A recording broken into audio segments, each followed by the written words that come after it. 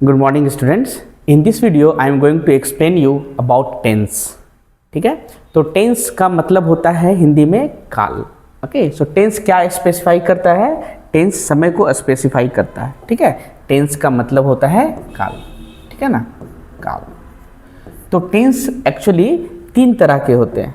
ठीक है, three types of tense होते हैं। काल का मतलब क्या बोलेंगे? समय। काल का मतलब समय। टेंस जो है समय के बारे में बात करते हैं, टेंस में काल के बारे में। ठीक है, टेंस ये तीन तरह का होता है, एक प्रेजेंट टेंस, पास्ट टेंस और फ्यूचर टेंस। प्रेजेंट टेंस बोले तो वर्तमान काल, पास्ट टेंस मीन्स भूतकाल और फ्यूचर टेंस मीन्स भविष्यत काल। ठीक है, तो सभी थ्री टाइप्स ऑफ टेंसेस हैं, उनके 4 सब टाइप्स हैं। ठीक है, जैसे प्रेजेंट है तो प्रेजेंट इंडेफिनिट हो गया, प्रेजेंट कंटिन्यूअस हो गया, प्रेजेंट परफेक्ट हो गया, प्रेजेंट परफेक्ट कंटिन्यूअस हो गया। ठीक है, तो एक एक करके हम लोग देखेंगे। प्रेजेंट इंडेफिनिट क्या होता है, प्रेजेंट कंटिन्यूअस क्या होता है, प्रेजेंट परफेक्ट क्या होता है, प्रेजेंट परफेक्ट कंटिन्यूअस क्या होता है। ठीक है, ओके। जब हम प्रेजेंट इंडेफिनिट का बात करते हैं तो प्रेजेंट इंडेफिनिट को हम सिंपल प्रेजेंट टेंस भी बोलते हैं। अगर हम बात करें तो किस टाइप के सेंटेंस को प्रेजेंट इंडेफिनिट बोलते हैं? जिस वाक्य के अंत में जनरली ता है, ओके, ती है, ती है, ते हैं, ये सब रहेगा। जैसे मैं किताब पढ़ता हूं, तुम गाना गाते हो। ठीक है, तो simple present tense, the simple present tense is used to express habitual actions, general truth, what is happening and order और रिक्वेस्ट। ठीक है, तो इसको बनाने का सबसे अच्छा तरीका क्या है? हम स्ट्रक्चर इसका याद रखेंगे। स्ट्रक्चर क्या होता है? सबसे पहले हम लिखते हैं सब्जेक्ट। ठीक है, सब्जेक्ट के साथ हम वर्ब का पहला रूप लगाएंगे या वर्ब का पांचवा रूप लगाएंगे, V5 प्लस ऑब्जेक्ट। ठीक है ना, ये हमारा। ठीक है, जैसे हम बात करते हैं मैं एक किताब लिखता हूं, तो क्या लिखेंगे? आई राइट अ बुक। तुम क्रिकेट खेलते हो तो यू प्ले क्रिकेट। यहां पे एक चीज नोट करने वाला बात है, क्या है? V5 हम हमेशा ही, सी, इट या कोई एक नाम के साथ लगाएंगे। जैसे राम गाना गाता है तो हम क्या लगाएंगे? राम, ये सिंगुलर हो गया तो Ram sings a song, sings a song. ये वर्ब का 5 रूप लगाएंगे, 5th रूप लगाएंगे। ठीक है, नेक्स्ट हम बात करते हैं प्रेजेंट कंटिन्यूअस का। प्रेजेंट कंटिन्यूअस को पहचानने का सबसे आसान तरीका है जिस वाक्य के अंत में रहा है, रही है, रहे हैं, रहेगा, तो प्रेजेंट कंटिन्यूअस हो गया। जैसे मैं एक किताब लिख रहा हूं, ओके, तुम क्रिकेट खेल रहे हो, तो उसका स्ट्रक्चर ऐसा है। सबसे पहले हम लगाते हैं सब्जेक्ट। ठीक है, इसका स्ट्रक्चर मैं लिख देता हूं प्रेजेंट कंटिन्यूअस का। ओके, सब्जेक्ट लगाते हैं, उसके बाद इज, एम या आर लगेगा, उसके बाद V4 लगेगा। V4 मतलब क्या होता है? V1 के साथ जनरली ING लगाते हैं, है कि नहीं? तो यहाँ पे in order to form the present continuous tense we add present participle to is, okay, am और आर। इसका मतलब क्या है कि हम जनरली आई के साथ एम लगाएंगे, ओके, ही के साथ, सी के साथ और कोई एक नाम के साथ क्या लगाएंगे? इज लगाएंगे, इज लगाएंगे। यू के साथ, वी के साथ और प्लूरल के साथ हम क्या लगाएंगे? आर लगाएंगे। जैसे हम बात करेंगे कि मैं किताब लिख रहा हूं, तो I am writing a book. तुम क्रिकेट खेल रहे हो, यू आर प्लेइंग क्रिकेट। हम लोग गाना गा रहे हैं, we are singing a song. Is it clear? तो आराम से हम ये दोनों टाइप सीख सकते हैं। थर्ड टाइप हमारा होता है present perfect tense. Okay, present perfect tense, यहाँ पे एक बार देख लेते हैं प्रेजेंट कंटिन्यूअस टेंस क्या बोलता है। It is used, okay, with the words at this time, at present, at the moment, now, nowadays, still, etc and in the following cases. कहाँ कहाँ यूज करते हैं प्रेजेंट कंटिन्यूअस? आप देख लीजिए एक बार। To describe an action in progress, अगर कोई काम जारी है प्रेजेंट टाइम तो प्रेजेंट कंटिन्यूअस का हम यूज करते हैं। ठीक है, और the continuity of the action, for example the girls are singing a chorus, काम हमारा क्या है, जारी है। Next, to describe an action in progress but not necessarily at the time of speaking, जैसे India is exporting onions to the middle east. Okay, why are you writing this days, तो ये हमारा आप देख सकते हैं प्रेजेंट कंटिन्यूअस के examples हैं। Is it clear? नेक्स्ट हम बात करते हैं प्रेजेंट परफेक्ट टेंस का। प्रेजेंट परफेक्ट टेंस को पहचानने का सबसे आसान तरीका है जिस वाक्य के अंत में चुका है, चुकी है, ये ऐसे रहेगा। ओके, चुका है, चुकी है, वाक्य के अंत में चुका है, ओके, चुकी है,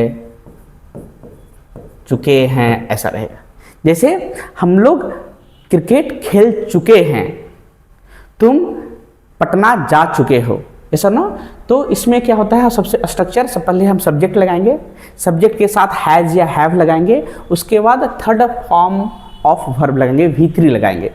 ओके, यहाँ पे याद करने का चीज़ और दिमाग में रखने का चीज़ है कि जनरली आई के साथ, यू के साथ और प्लूरल के साथ, जैसे दे, वी, ये सब के साथ हम हैव लगाते हैं। ओके, और सिंगुलर के साथ, ही के साथ, सी के साथ, इट के साथ और कोई एक नेम के साथ, any one name, with any one name हम क्या लगाएंगे, हैज़ लगाएंगे। ये याद रखने का चीज़, ठीक है। जैसे हम बात करते हैं मैं स्कूल जा चुका हूं, तो क्या लिखेंगे, कैसे लिखेंगे, I have gone to school, sir no. दूसरा एग्जांपल, जैसे वह खाना खा चुका है, तो कैसे बनाएंगे इसको, चुका है, चुकी है, मतलब प्रेजेंट परफेक्ट हो गया। तो ही है, तो ही के साथ क्या लगाएंगे, हैज लगाएंगे, he has eaten. Okay, it का फॉर्म का वर्ब का form eat, ate, eaten, eaten food. Okay, वे लोग पटना जा चुके हैं, तो क्या हो जाएगा, दे के साथ हैव लगाएंगे, they have gone, go, went, gone, gone is the third form of go, so they have gone to Patna। इस तरह से हम प्रेजेंट परफेक्ट टेंस को आराम से हम बना सकते हैं, ठीक है। या तो चुका है, चुकी है रहेगा, नहीं तो या है, ये है, जनरली ये रहेगा, ऐसा, ठीक है।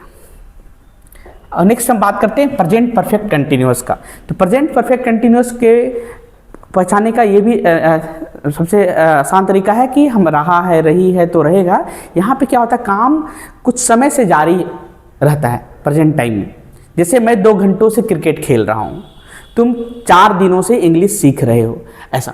तो प्रेजेंट परफेक्ट कंटिन्यूअस पहचानने का भी वही तरीका है, जिस वाक्य के अंत में क्या रहेगा, रहा है, रही है, ठीक है। बट यहाँ पे क्या होता है, 2 चीज़ का बात करते हैं कि कुछ समय से काम चल रहा है ना, कुछ समय से काम चल रहा है। तो यहाँ पे समय भी 2 तरह का होता है, एक निश्चित समय, ठीक है, और अनिश्चित समय, ठीक है। तो अगर निश्चित समय रहेगा तो हम सिंस यूज करेंगे, और जब अनिश्चित समय रहेगा तो हम फॉर यूज करेंगे।